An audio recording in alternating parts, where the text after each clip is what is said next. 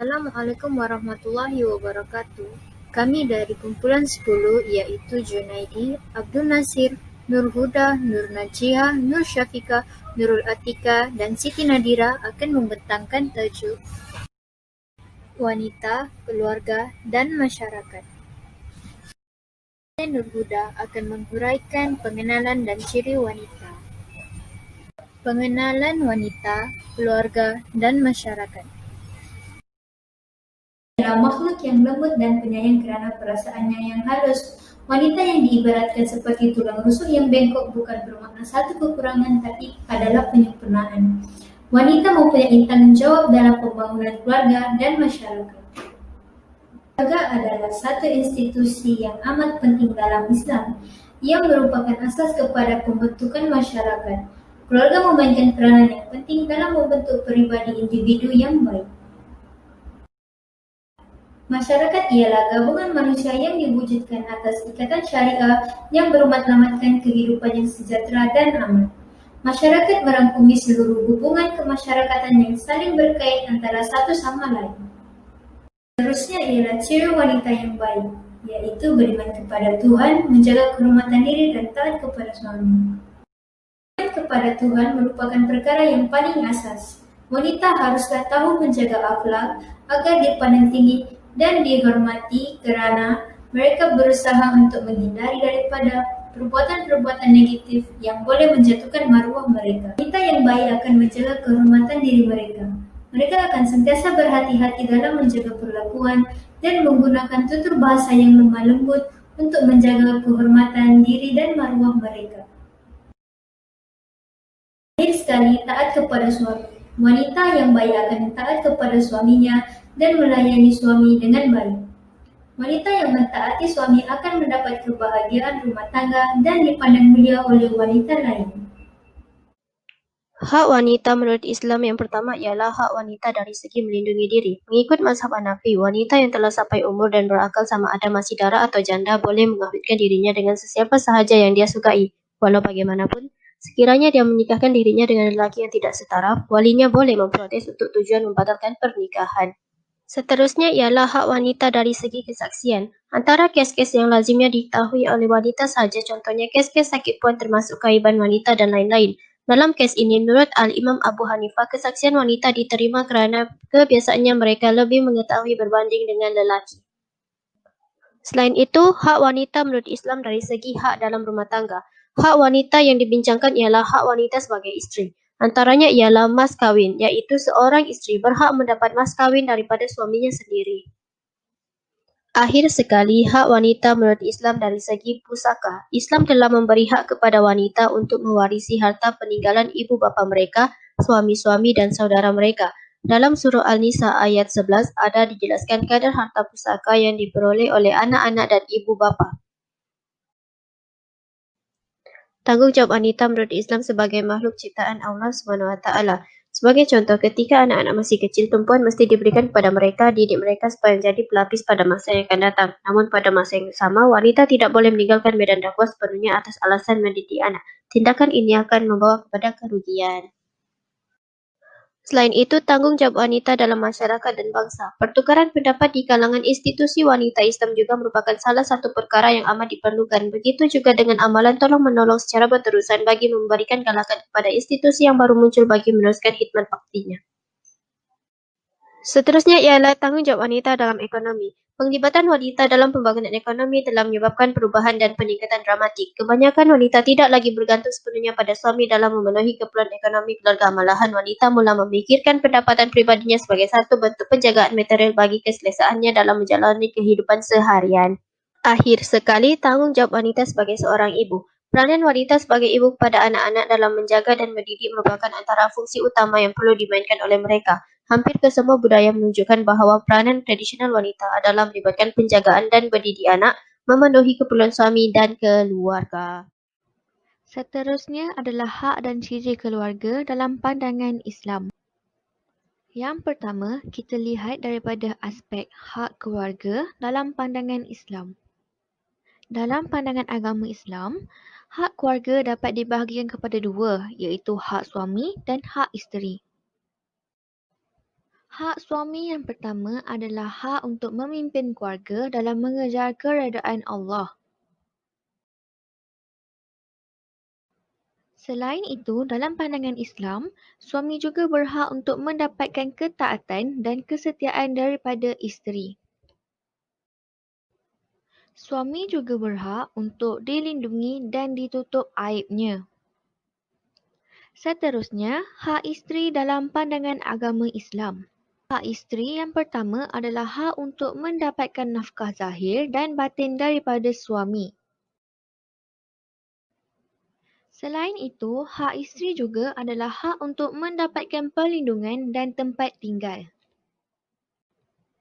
Isteri juga berhak untuk mendapatkan nasihat daripada suami. Akhir sekali, hak isteri dalam pandangan Islam adalah untuk mendapatkan kasih sayang daripada suami. Assalamualaikum dan selamat sejahtera. Saya Nurul Atika binti Suhaili akan membentangkan tajuk berkaitan ciri-ciri keluarga pada pandangan Islam. Di dalam slide ini, saya akan membentangkan 4 ciri-ciri keluarga pada pandangan Islam. Ciri keluarga pada pandangan Islam ialah kesederhanaan dalam aspek kehidupan. Sebagai contoh, kesederhanaan dalam keluarga dengan mendidik anak untuk bersederhana daripada usia muda untuk elakkan rasa riak dan pembaziran.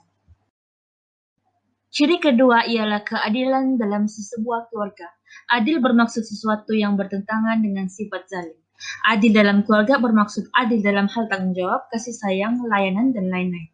Contoh, ibu bapa menyayangi dan melayani semua anak mereka secara sama rata. Ciri ketiga ialah mempunyai suasana yang aman dan tenteram.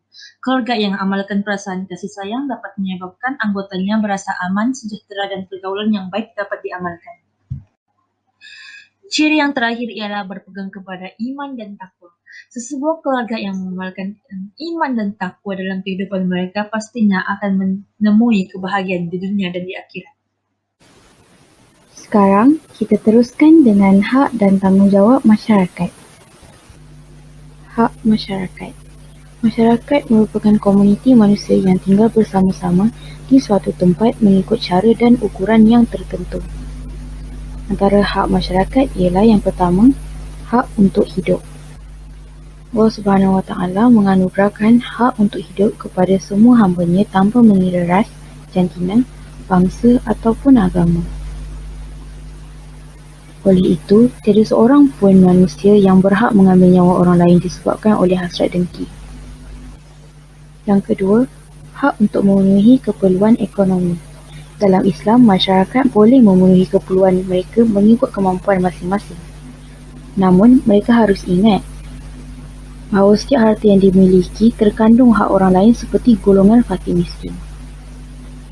Harta golongan ini diberikan dalam bentuk zakat, infak dan sedekah. Dengan ini, setiap masyarakat dapat menjaga kebajikan ekonomi mereka walaupun daripada golongan fakir miskin. Yang ketiga ialah hak untuk bersuara. Islam memberikan kebebasan berfikir dan bersuara kepada seluruh umat manusia bagi apa jua masalah yang timbul.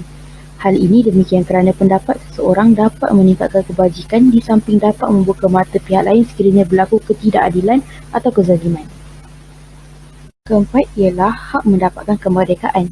Secara umumnya, Islam dengan tegasnya melarang proses penghambaan dan penjualbelian hamba. Rasulullah SAW juga pernah menjelaskan bahawa pada hari kiamat, beliau akan menggugat manusia yang menyebabkan individu yang mereka menjadi hamba saya, lalu menjualnya dan memakan wang daripada hasil tersebut. Akhir sekali, hak dan kedudukan yang setara. Islam telah menekankan bahawa di hadapan Allah Subhanahu Wa Taala, semua umat Islam adalah sama, iaitu manusia telah diciptakan dari asal usul yang sama dan kepadanya lah manusia mesti taat. Perkara ini menjelaskan bahawa tiada diskriminasi terhadap sistem kasta, perbezaan kulit dan agama. Beralih kepada tanggungjawab masyarakat, yang pertama ialah melaksanakan ibadah. Umat Islam bertanggungjawab melaksanakan ibadah solat dan berpuasa dengan sempurna. Ibadat zakat pula wajib bagi membantu golongan yang memerlukan. Iaitu, masyarakat bertanggungjawab untuk tolong-menolong dan hormat menghormati antara satu sama lain. Hal ini kerana manusia tidak boleh hidup bersendirian, maka Islam menuntut umatnya untuk membantu saudara muslim mereka semampu yang boleh. Islam juga menegaskan umatnya untuk hormat menghormati agar tidak menyebabkan perselisihan faham dan pertumpahan darah dalam sebuah masyarakat. Itu sahaja dalam hak dan tanggungjawab masyarakat. Sekian, terima kasih. Assalamualaikum warahmatullahi wabarakatuh. Nama saya Abdul Nasir bin Ratu Maidin, BA 19110808. Pada hari ini, saya akan membentang mengenai tanggung jawab keluarga. Ahli keluarga yang pertama adalah suami maupun ayah. Tanggung jawab suami adalah sebagai ketua keluarga yang bertanggung jawab ke atas keluarganya. Suamilah yang membuat keputusan yang membabitkan keluarganya. Suami juga bertanggung jawab menjaga keselamatan dan kebajikan istri serta anak-anaknya. Selain itu, suami bertanggung jawab memberikan pendidikan kepada keluarganya. Pendidikan agama sangat penting dalam kehidupan sehari-hari. Suami bertanggung jawab memberikan nasihat dan pengetahuan serta pengajaran terhadap hukum Islam dalam hal-hal fardu ain kepada istri dan anak-anak. Seterusnya, suami juga hendaklah memberikan nafkah kepada keluarga mengikut kemampuannya. Menyediakan keperluan asas kepada keluarga merupakan tanggung jawab suami seperti makanan, pakaian, dan tempat tinggal. Suami juga hendaklah memberikan wang secukupnya kepada si istri untuk membeli keperluan rumah tangga. Tanggung jawab istri ataupun ibu pula adalah taat dan patuh kepada suaminya. Istri perlu mengutamakan suaminya terlebih dahulu berbanding keluarga terdekatnya. Istri hendaklah mematuhi perintah si suami asalkan tidak bertentangan dengan ajaran agama Islam. Selain itu, tugas seorang istri adalah mengurus rumah tangga. Istri perlu menjadikan tempat tinggalnya sebagai satu tempat untuk berehat serta menghasilkan persekitaran yang menyenangkan. Istri juga hendaklah menghias rumah itu supaya keluarga merasa selesa untuk tinggal di situ. Seterusnya, istri perlu menjaga maruah diri suami dan keluarga. Istri perlu berkelakuan baik sama ada bersama keluarganya ataupun bersama orang lain. Istri juga hendaklah menjaga maruah dan akhlak terutamanya apabila keluar dari rumah. Tanggung jawab utama seorang anak adalah sentiasa taat dan patuh terhadap suruhan dan ajaran ibu bapa. Mereka perlu mematuhi ibu bapa. Apabila derhaka, anak tidak akan mendapat keredaan daripada Allah dan ibu bapa.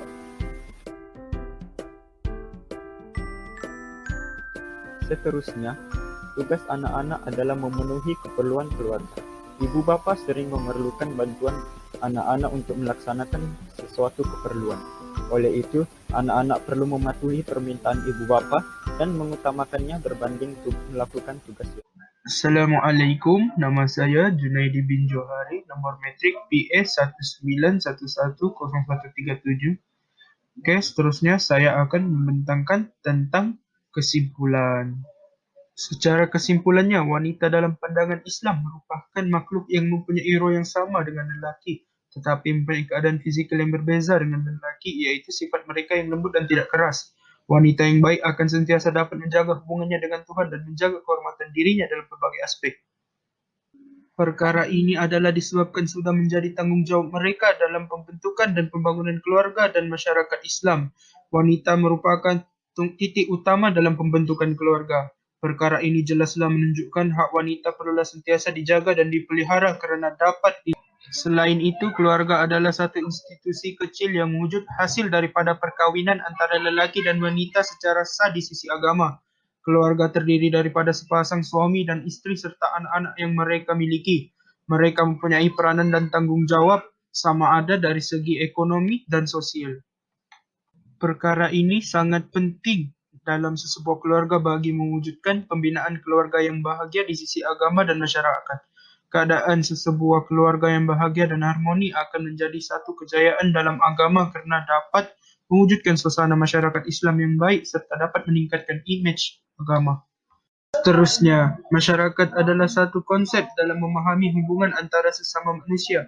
Masyarakat merupakan satu kelompok yang besar dan telah lama hidup bersama dan saling bekerjasama antara satu sama lain. Secara keseluruhannya, wanita, keluarga dan masyarakat merupakan komponen yang saling berkait antara satu sama lain. Perkara ini dapat dilihat apabila sebuah masyarakat Islam yang harmoni terwujud adalah disebabkan hasil daripada didikan agama dalam sebuah keluarga yang baik. Islam telah mengajar penganutnya untuk sentiasa mematuhi peraturan dan panduan yang telah lama wujud dalam mengetahui ciri, hak dan tanggungjawab mereka dalam keluarga dan masyarakat. Oleh itu, 3 komponen ini adalah perkara yang sangat penting dalam pandangan agama Islam. Sekian dan terima kasih.